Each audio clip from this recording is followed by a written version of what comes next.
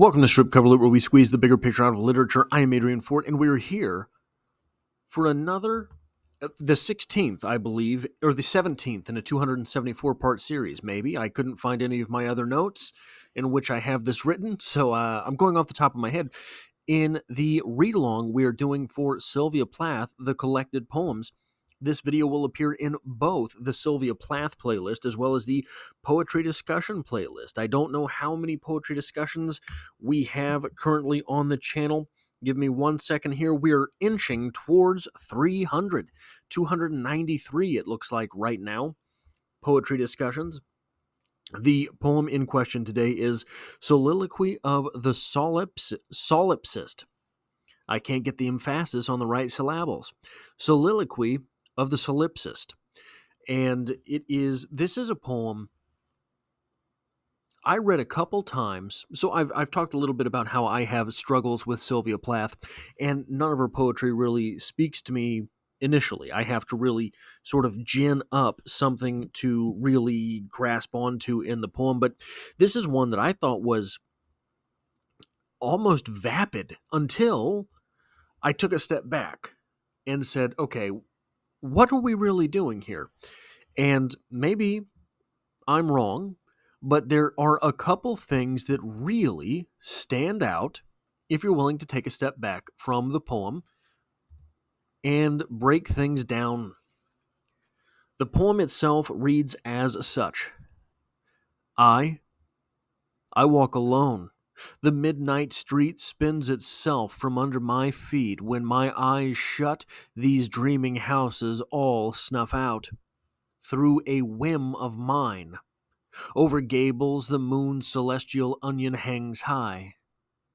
I make houses shrink and trees diminish by going far. My look's leash dangles the puppet people who, unaware how they dwindle, laugh, kiss, get drunk, nor guess that if I choose to blink, they die. I, when in good humor, give grass its green, blazon sky blue, and endow the sun with gold.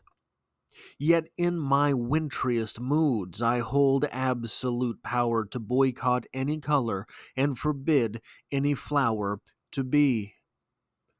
I know you appear vivid at my side, denying you sprang out of my head, claiming you feel love fiery enough to prove flesh real.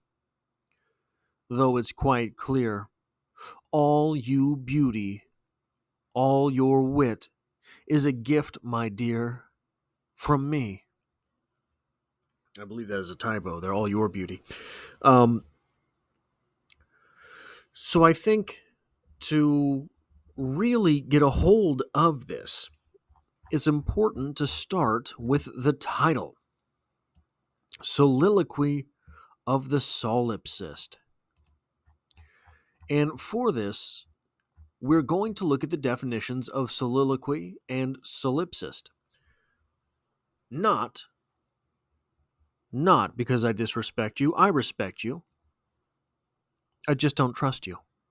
So, starting with the definitions, soliloquy, an act of speaking one's thoughts aloud when by oneself or regardless of any hearers, especially by a character in a play.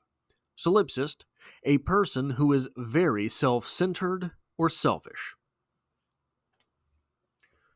So, accepting those things word by word definitionally, this poem at first can feel very on the nose. But I think what's necessary is to go through it a little bit slower. And when you do, and you keep in mind soliloquy. So right back to the soliloquy. An act of speaking one's thoughts aloud when by oneself or regardless of any hearers, especially by a character in a play. But normally, a soliloquy is speaking to the self. Normally, soliloquy is sort of accepted. Otherwise, it's a diatribe. Otherwise, and yeah, okay. So by the definition, there can be someone who hears you with a soliloquy. Oftentimes, however, the idea of a soliloquy is personal. But in this poem, where are we at? A you appears. Who is this proverbial you? Now, this you at the end of a poem titled Soliloquy of the Solipsist is a type of irony.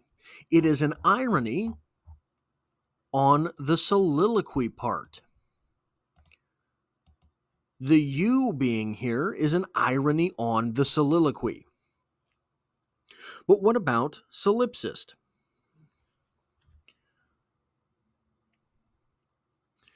A solipsist is someone who is very selfish. The irony for that in this poem is this. From the outside of the poem, seeing these things take place, probably this speaker is not lying. When they can make the grass green, probably this speaker is not lying by saying they can blazon the sky blue and endow the sun with gold. This speaker is certainly not lying when they say that in their wintriest moods, they hold absolute power to boycott any color or forbid any flower to be. This, to the speaker, is absolute truth. Our speaker is not lying to us here. Our speaker, at our speaker's very thought, can do these things. This sounds very much like depression, does it not? When one is depressed, the colors are duller, the music is harsher, the movies are louder, right? All of these things are things that are commonly said about depression. Not that one just clicks on depression, but in these moods, one can certainly ruin their own world, right? So this is when in good humor, but what our speaker is saying here is that this can go either way. When in good humor, I give grass its green. And on the flip side, when in bad humor, I make it dull, I make it gray. So from the outside of the poem, we can accept that this is true, but we know that this is only true for our speaker. Because we don't accept, where's that part of the poem? We don't accept this part, do we? Do we accept that if our speaker chooses to blink, everyone around them dies? No. No, we don't accept that part. That is not real. That is metaphorical. All of these things, however, can be true to our speaker. Our speaker, so here's the irony for this. Here's the irony for the solipsist part. The irony for the solipsist is this. In these moods, which probably are mental health episodes, in these moods, our solipsist is threatening to eradicate all good from life and has that power. But we know that the eradication of all those good stuffs only eliminates the good stuff from our speaker's life. Our speaker can close their eyes, her eye, we'll just say her for ease sake. Our speaker can close her eyes and kill people. Meaning, when I close my eyes and I open them, you no longer exist to me. When I close my eyes and I open them, all of these colors will be dull. When I close my eyes and I open them, everything is gone. All of the good has left.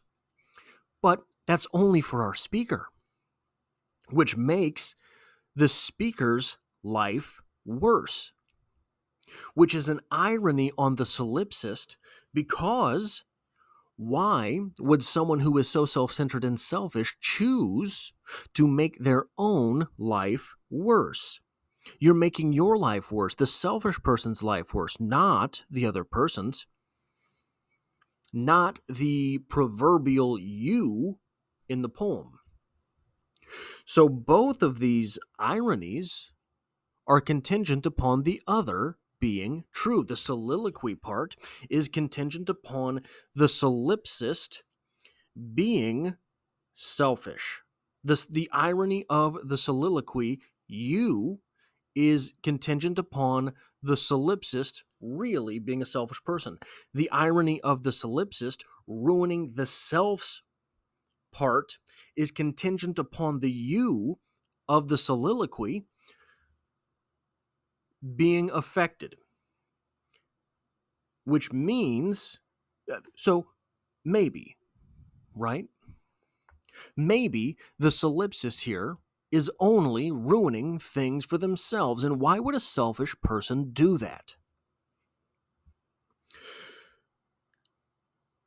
Maybe because that's not what our speaker is doing. Maybe because the proverbial you in this poem, the you here, this person loves our speaker. This you is in love with the I. Then everything makes a little bit more sense. One definition of love is sort of loosely that if you love someone, you are able to act with complete disregard for the self in order that the other person, benefits. God comes to you and says, your child has brain cancer, unless you want it. You know, brain cancer is probably a death sentence. Would you take that instead of your child? God comes to you and says, your wife has brain cancer, unless you want it. You gonna take it, bud? You'll take it, won't you? If you love your child, if you love your wife, it's time to get things in order, isn't it? If God comes to you and says that thing, if the whatever you believe in or don't believe in, the mysterious power of the universe comes to you and says that thing, you take it, don't you? Because you love that individual. Here, our speaker is knocking on God's door and demanding that malady be gifted upon them. The speaker in this poem is saying, I create my own suffering, that you will not be happy. If the you in this poem loves the speaker, the meanest, cruelest, most awful and nasty thing that the speaker can do to the you in this poem is to force herself into suffering. That is a pretty nasty dynamic. The greatest power I have over you is my own suffering, and I can bring that on at will, baby. What a rough ride. That is all I have for this, the 17th in a 274-ish part series, journeying poem by poem through Sylvia Plath, The Collected Poems. If you like or appreciate what I do here, hitting the like button really does help me out, as it tells YouTube to share this video with other literature lovers. And if you find yourself here by chance but not design, consider hitting the subscribe button in order to stick around for more literary discussions. There's poetry every Monday, but I'm also doing a read-along right now of Dubliners by James Joyce, a read-along for the Finca Vigia edition, all of Ernest Hemingway's short stories, a read-along for the latest Stephen King novel. I don't care what it's called right now, it's not very good, and I hope to have you back for the next one.